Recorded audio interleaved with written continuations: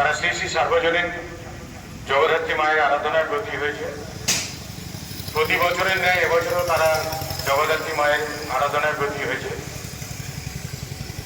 আমরা প্রতি বছর দেখি সৃজনী সংঘ এই জগদ্ধাত্রী পূজাকে কেন্দ্র করে ছোট ছোট অনুষ্ঠানের মধ্যে দিয়ে সকল মানুষকে আনন্দ দান করে থাকে এবং তারা জগদ্ধাত্রী মায়ের আরাধনায় প্রতি বছর অত্যন্ত সাড়ম্বরে করে থাকে। তো তাদেরকে আমাদের শুভেচ্ছা রইল, শুভকামনা রইল।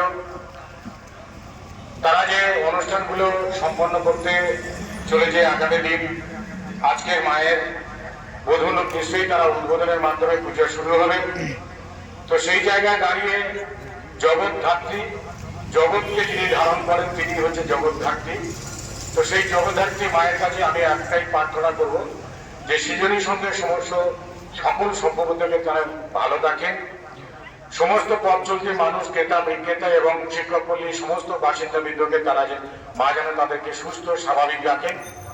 এবং আমরা এটা জানি যে প্রতি বছর আমাদের যেভাবে আক্রান্ত হচ্ছে বিভিন্নভাবে, কখনো মহামারী, কখনো ঝড়ের কবলে আমাদের যেভাবে আতঙ্কে ভুগতে হয়, আমি মা জগদ্ধাত্রীর কাছে একটাই কামনা করব যে প্রকৃতিরকে রুখে দেওয়ার দায়িত্ব মা জগদ্ধাত্রীকে যেন নেয় এবং তিনি যেন সকল মানুষকে রক্ষা করেন এবং আমরা সকল মানুষ যেন ভ্রাতৃত্বের বন্ধনে, মেলবন্ধনে সবাই একে অপরের সঙ্গে কথা বলে সৌভাতৃত্বপূর্ণ পরিচয় দিয়ে বাস করতে পারি এই শিক্ষক পল্লীতে।